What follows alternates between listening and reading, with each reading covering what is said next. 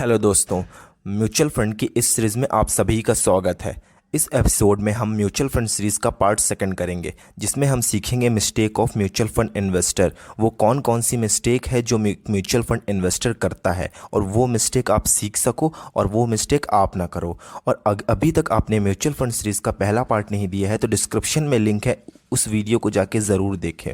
और साथ ही साथ अभी तक आपने वेल्थ साइंस के इस यूट्यूब चैनल को सब्सक्राइब नहीं किया है तो सब्सक्राइब करें और बेल आइकन को प्रेस करें, ताकि कोई भी वीडियो अपलोड हो तो आपके पास नोटिफिकेशन तुरंत पहुंचे।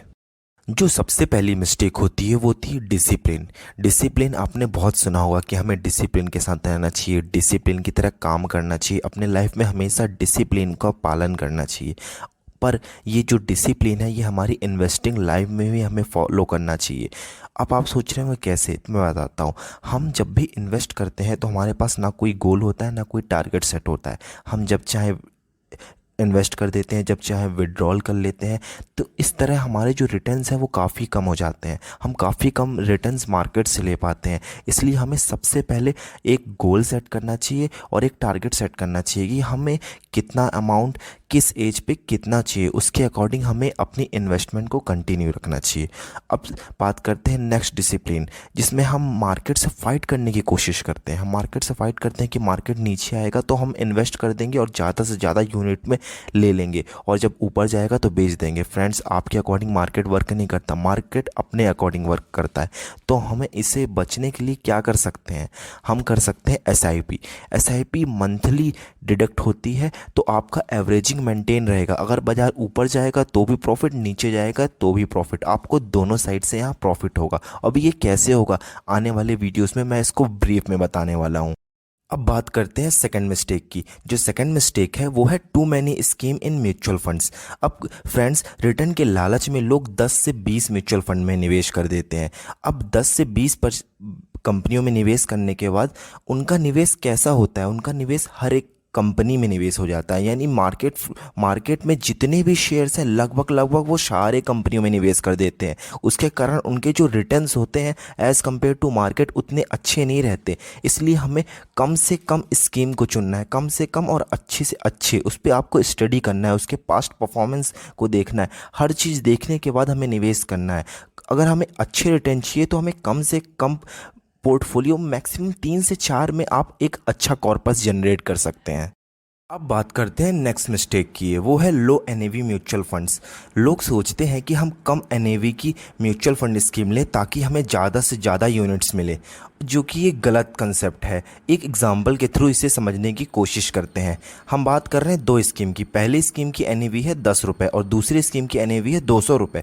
दोनों में ही सेम 20 शेयर्स हैं, और दोनों के ही जो 20 शेयर है वो 10% का अप जंप देते हैं। तो दोनों ही एनएवी 10% से ऊपर बढ़ेगी। जो 10 रुपये वाली एनएवी है वो चेंज होकर 11 रुपये हो जाएगी, और जो 200 वाली है वो 220 रुपये की। आप देख सकते हैं इसमें कोई भी डिफरेंस नहीं है। आपका जो फंड है वो 10% से ही अप होगा। तो हमारा ये मिसकंसेप्शन होता है कि हमें लो एनएवी, हमें सबसे पहले स्टडी करना चाहिए हमें कौन सा म्यूचुअल फंड है। कभी भी एनएवी के अकॉर्डिंग हमें म्यूचुअल फंड की स्कीम नहीं लेना चाहिए। हमें उसको स्टडी करना चाहिए, उसमें कौन से शेयर्स है, उसके पोर्टफोलियो में कौन कौन से शेयर है जो बहुत इंपॉर्टेंट है, हमें हमेशा उसके अकॉर्डिंग करना चाहिए।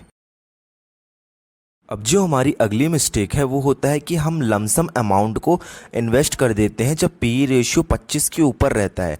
ये पी रेशियो क्या होता है? पी रेशियो होता है प्रॉफिट अर्निंग रेशियो। ये एक बहुत बड़ा टॉपिक है, इसको हम डीप में समझेंगे किसी एक सिंगल वीडियो में। तो अगर आपको पी रेशियो देखना है कि अभी करंट मार्केट का कितना चल रहा है, तो आप एनएससी की वेबसाइट में जाके पी रेशियो देख सकते हैं। जब भी आपको लमसम अमाउंट अगर इन्वेस्ट करना है तो हमेशा आपको याद रखना है कि पी रेशियो 25 से कम होना चाहिए, ताकि आपकी जो रिटर्न्स हैं वो बहुत अच्छे होते हैं। अब बात करते हैं पांचवी मिस्टेक की। जो पांचवी मिस्टेक है वो है हमारी बाइंग एनएफओ। हम एनएफओ को बाय कर लेते हैं जल्दी। ये एनएफओ क्या होता है? एनएफओ का मतलब होता है न्यू फंड ऑफर। जैसे एक शेयर को शेयर मार्केट में लिस्ट होने के लिए आईपीओ लाना पड़ता है, उसी तरह म्यूचुअल फंड को अपनी स्कीम लाने के लिए एनएफओ लाना पड़ता है। मतलब न्यू फंड ऑफर, ये आपको ऑफर करते हैं। तो स्टार्टिंग में ये उतने अच्छे नहीं होते हैं। एक एग्जाम्पल के थ्रू समझते हैं। जैसे अगर आपकी बाइक ख़राब हो गई है और आपके सामने दो शॉप है, एक शॉप जो रिसेंटली कल ही ओपन हुई है और दूसरी जो 10 या 15 सालों से खुली है, तो आप कहाँ बनवाना चाहोगे अपनी बाइक को, आप कहाँ देना चाहोगे? ऑब्वियसली जो 10 और 15 साल से है। इसी तरह मार्केट में बहुत सी लगभग 150 से ज़्यादा स्कीमें हैं जो म्यूचुअल फंड 10 साल और 15 साल और इवन तो 20 साल से मैनेज कर रहे हैं। तो हमें उन पे भरोसा करना चाहिए क्योंकि वो बहुत सालों से हैं। उनका जो मैनेजमेंट है वो और बेटर होगा एज़ कम्पेयर टू न्यू। इसीलिए हमें एनएफओ में उतना जल्दी इन्वेस्ट नहीं करना चाहिए। अब जो लास्ट मिस्टेक है वो है कि अपने रिस्क प्रोफाइल के अकॉर्डिंग आप कोई भी म्यूचुअल फंड नहीं लेते हैं। आप हमेशा हाई रिस्क के प्लान ले लेते हैं अपने रिस्क प्रोफाइल को बिना मैच कराए, क्योंकि कभी कभी क्या होता है हाई रिस्क की प्रोफाइल लेने में हमारे रिटर्न्स उतने अच्छे नहीं रहते और कभी कभी हमारा प्रिंसिपल अमाउंट भी हमें पूरा नहीं मिलता है, 90 या 80% नहीं मिलता है और इसी कारण हम वेल्थ क्रिएट नहीं कर पाते, हम वेल्थ क्रिएशन में पीछे रह जाते हैं। तो हमेशा अपने रिस्क प्रोफाइल के अकॉर्डिंग ही हमें म्यूचुअल फंड्स लेने चाहिए, तभी हम वेल्थ क्रिएशन के मार्ग में आगे बढ़ पाएंगे और अच्छे रिटर्न्स म्यूचुअल फंड से ले पाएंगे। तो एक रफली आइडिया मैं आपको दे देता हूँ। अगर आप कंजर्वेटिव है, आपको बहुत ज़्यादा रिस्क नहीं पसंद है, तो आप अपना 40% पैसा म्यूचुअल फंड के थ्रू इन्वेस्ट कर सकते हैं और 60% पैसा एफडी और डेट फंड में रख सकते हैं। साथ ही साथ आप अगर एग्रेसिव हैं, आप थोड़ा रिस्क ले सकते हैं, तो आप 60% पैसा म्यूचुअल फंड में और 40% पैसा एफडी और डेट फंड में रख सकते हैं। अगर आप वेरी एग्रेसिव हैं, आपके पास बहुत पैसा है, आपको इन्वेस्ट का कोई दिक्कत नहीं, आप हाई रिस्क ले सकते हैं, एग्रेसिव है, वेरी एग्रेसिव है, तो आप अपना 100% पैसा म्यूचुअल फंड और या फिर 90% और 10% स्टॉक मार्केट में भी निवेश कर सकते हैं। तो धीरे धीरे आपकी जो ये इन्वेस्टमेंट है एक वेल्थ के फॉर्म में क्रिएट होगी जो आपको आगे चल के बहुत बेनिफिट देगा और वेल्थ क्रिएशन की जर्नी में आपको बहुत हेल्प करेगी। तो ये टोटल कुल 6 मिस्टेक हैं जो म्यूचुअल फंड इन्वेस्टर करता है। और भी मिस्टेक है पर ये बहुत इंपॉर्टेंट मिस्टेक है। अगर आपको ये वीडियो पसंद आया और सारी मिस्टेक आपको अच्छी लगी हो तो आप ये मिस्टेक सीखें और अपने दोस्तों के साथ शेयर करें ताकि वो मिस्टेक ये दूसरा इन्वेस्टर ये मिस्टेक दोबारा रिपीट नहीं कर सके।